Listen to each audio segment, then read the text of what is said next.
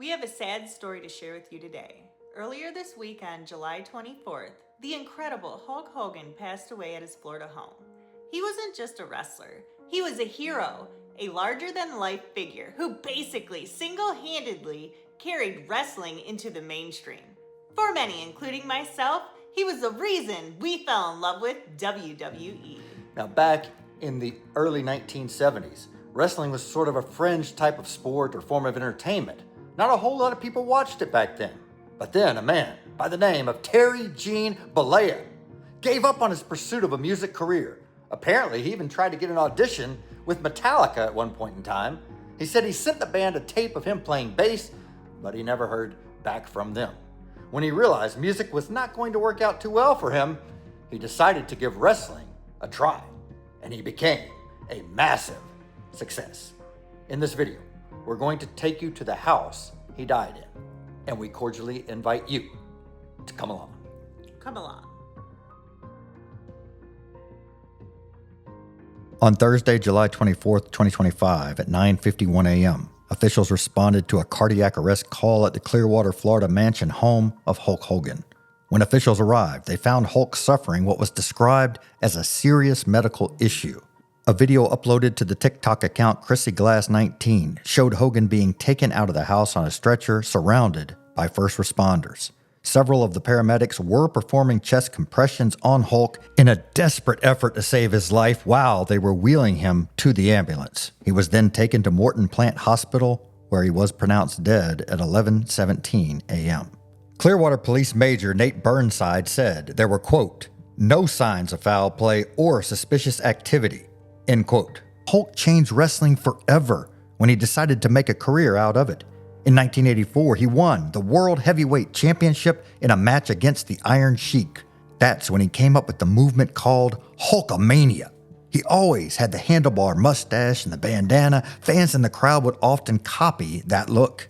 His famous phrase was, "What you gonna do when Hulkamania runs wild on you, brother?"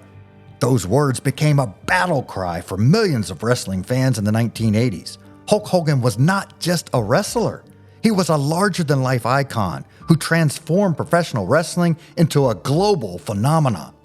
But behind the bright lights and wild cheers, Hulk Hogan's life was a wild ride. Hulk was born on August 11th, 1953 in Augusta, Georgia, at the old St. Joseph Hospital on Wrightsboro Road, which is now known as Piedmont Augusta Somerville Campus. When he was born, his parents were living at the Pecan Grove Trailer Park in Aiken County, South Carolina. As a child, he moved with his family to Tampa. Growing up, he played baseball and music. He played bass guitar in a local rock band before ever stepping into a ring. At over 6 feet tall with a muscular build, he caught the attention of wrestling promoters while working out at a local gym. He soon began training with wrestling legend Hiro Masuda, who famously broke Hulk's leg on his first day of training to test his dedication. Hulk came back stronger, proving he had what it took to make it. Hulk made his professional wrestling debut in 1977. It wasn't until the early 1980s when Vince McMahon Sr. brought him into the WWF, now WWE, that things started to change. After starring as Thunder Lips in Rocky III in 1982, Hulk's popularity skyrocketed. By 1984, Hulk won his first WWF championship, defeating the Iron Sheik. Hulkamania was born. His larger-than-life persona, colorful headbands, and unforgettable catchphrases turned him into a pop culture icon. Hulk's matches against stars like Andre the Giant, Randy Macho Man Savage, and The Ultimate Warrior were must-see events. Throughout the 1980s, Hulk was the face of professional wrestling. He headlined WrestleMania 1 in 1985 and his legendary body slam on Andre the Giant at WrestleMania 3 became one of the most iconic moments in sports entertainment history. His character promoted the values of training, saying your prayers, and eating your vitamins, inspiring millions of young fans worldwide. By the mid-1990s, Hulk's popularity in WWE began to decline. In 1994, he made a shocking jump to World Championship Wrestling, also known as WCW.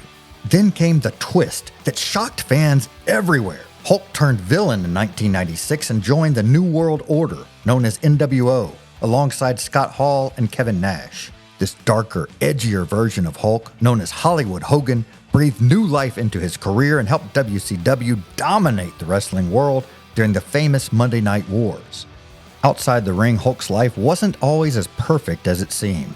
He faced a series of personal and legal troubles, high-profile lawsuits, 2 messy divorces, financial struggles, and a public scandal that nearly destroyed his reputation. But through it all, Hogan remained a fighter, leaning on his fan base and his legacy to make comebacks in wrestling and pop culture. Hulk Hogan was a 12-time world champion, a WWE Hall of Famer, and one of the most recognizable figures in wrestling history. His charisma, energy, and larger-than-life persona paved the way for future superstars like Dwayne "The Rock" Johnson, John Cena, and Stone Cold Steve Austin. Even today, Hogan's name is perhaps the most famous in wrestling history, and his influence on sports entertainment is undeniable. Whether you cheer him on or not, there's no denying that Hulk Hogan's impact on wrestling and pop culture will live on forever. Fans everywhere are heartbroken, not just because we lost a legend, but because we lost a part of our childhood. Today, the red and yellow feel a little dimmer. The roar of Hulkamania has fallen silent, but his legacy will live on forever. Rest in peace, Hulk Hogan. Wrestling will never be the same without you.